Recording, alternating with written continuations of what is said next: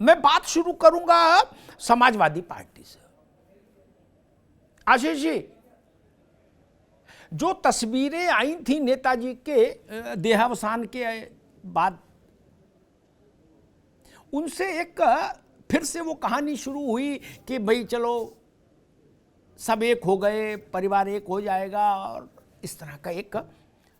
लेकिन जैसे ही मैनपुरी का इलेक्शन अनाउंस हुआ, वो सारी जो बखिया थी वो उधड़ गई। फिर धय तेरे की, तुम अलग हम अलग। अब मसला ये है कि एक ही आंगन में सब खेले, सब बड़े हुए, सबका आधार वही इलाका, सबका जनाधार वही इलाका।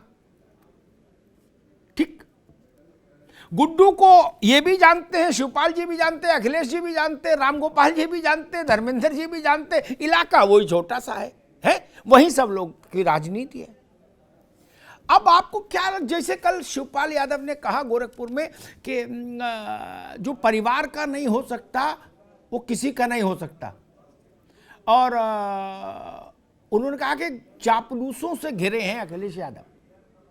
इसके बाद अब आपको लगता है कि कहीं कोई सुलह, सफाई, एडजस्टमेंट, इस तरह की चीजों की गुंजाइश बचती है क्या आशीष जी? अमिताभ जी,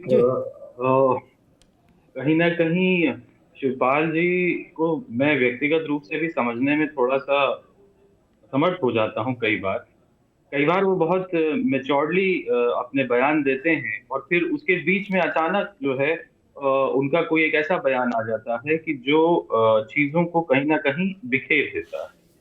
एक बार जब शिवपाल जी ने सार्वजनिक रूप पे कह दिया कि अखिलेश जी ही समाजवादी पार्टी के नेता हैं और वही उसका चेहरा है, यदि आपने उस चीज को स्वीकार कर लिया है तो उनके फैसलों को भी स्वीकार करना, ये आपका एक, मैं समझता हूँ आपका एक बड़प्पन है कि आप फिर उसको स्वीकार करें, पहली चीज। और दूसरी चीज, यदि आपके मन में कोई भी विचार है, कुछ भी बात है, तो आप उसे सार्वजनिक पटल पे न कहते हुए आप व्यक्तिगत रूप से उनसे बात करें, तो मैं समझता हूँ कहीं ना कहीं आपके व्यक्तित्व को वो ज्यादा बेहतर पब्लिक के सामने रखेगा। जब जब आप कोई बात को सीधे तौर पे उनसे ना कह करके लोगों के बीच में, यानी मीडिया के बीच में कहेंगे, तो कहीं ना कहीं जब आप बात बदलते रहेंगे कुछ ना कुछ अपना, तो कहीं ना कहीं आपकी अपनी व्यक्तिगत भूमि तो जो वो भी धूमिल होती है, छवि जो है। मैं समझता हूँ उनको ऐसा नहीं करना चाहिए। एक बार एक स्टैंड लेने के बाद कोई भी अगर किसी बात से उनको कोई खपाए है या कुछ भी है, तो सीधे अखिलेश जी से बात करें। वो मैं समझता हूँ समाजवादी पार्टी के लिए और उनके लिए, दोनों के लिए बेहतर। जी, मैं अनीता जी के पास आऊँ उससे पहले एक खबर आई है, जरा उसको भी कर दूं। ये खबर भी मैनपुरी के लिए बड़ी महत्वपूर्ण है। जो लोग मैनपुरी के पूरे समाजशास्त्र को जानते हैं वो इस बात से सहमत होंगे। अखिलेश जी ने अभी अभी आलोक शाक्य, ये उत्तर प्रदेश में मंत्री भी रहे और भोगांव के रहने वाले हैं, इनको मैनपुरी का जिलाध्यक्ष मनोनीत कर दिया है। मैनपुरी लोकसभा क्षेत्र में दो जातियों का वर्चस्व है, यादव और शाक्य, दो का वर्चस्व है। तो उस दृष्टि से ये देखिएगा तो ये खबर महत्वपूर्ण है जो अभी अभी मैंने आपके साथ शेयर की। अनीता जी, समाजवादी पार्टी के आशीष जी कह रहे हैं कि भाई जब आपने मान लिया शिवपाल जी ने कि समाजवादी पार्टी अखिलेश यादव ही हैं, वही उसका चेहरा है, वही उसका भविष्य है, तो फिर ऐसी बातें सार्वजनिक रूप से नहीं कहना चाहिए। एक, लेकिन मैं अगर शिवपाल जी के बारे में चिंतन करता तो मुझे लगता है शायद वो अभी इस स्थिति में आ गए कि कौन जीता है तेरी जुल्फ के सर होने तक, कौन जीता है तेरे जुल्फ के सर होने तक, खाक हो जाएंगे हम तुझको खबर होने तक।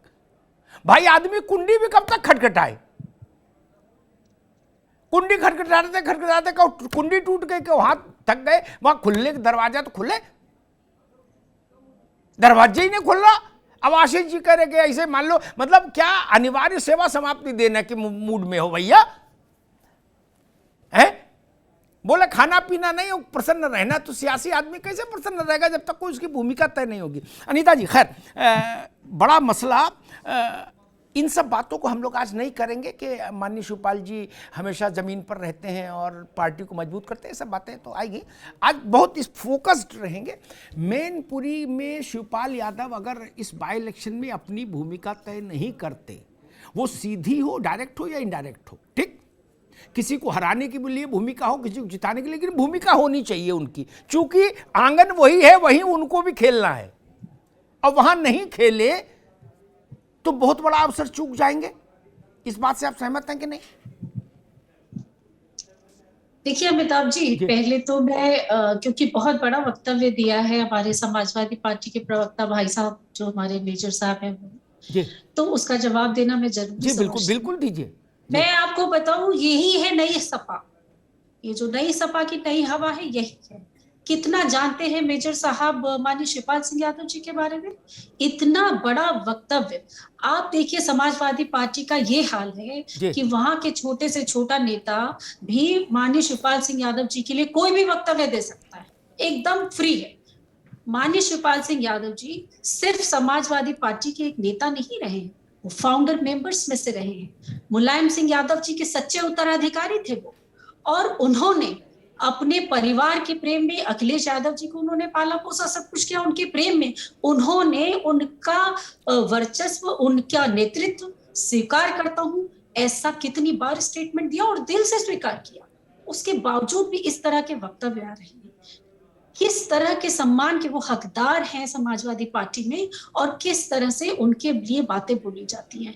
माननीय शिवपाल सिंह यादव जी ने क्या गलत कहा है? अगर उन्होंने लेकिन एक बात जान लो कि सम्मान मांगने से नहीं मिलता, बार बार सम्मान मांगना असम्मान का कारण और बनता है। नहीं, मैं मांग ही नहीं रही हूँ, मैं अपना स्टेटमेंट दे रही हूँ कि समाजवादी पार्टी की जो स्थिति है आज, उसके अपने यही सब कारण है।